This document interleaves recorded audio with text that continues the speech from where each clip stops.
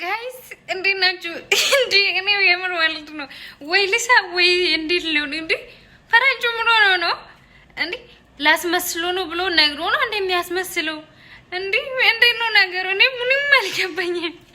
አስመስዬ ይቅርታ ጠይቄ እሱን እጄ ላይ ቆይ ቪዲዮን መልሰው አያይም ማለት ነው።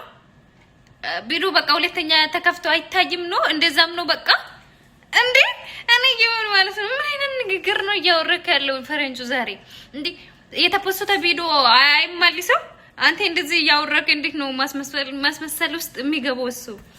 እንዴ ይሄ ማከል ጅል ነው እንዴ አብርሽ ለካ እንዴ እኔ እኮ የምር ማለት ነው ሰው መስሎኝ ነበር አብርሽ እንደዚህ አይነት ጅል ነው እንዴ?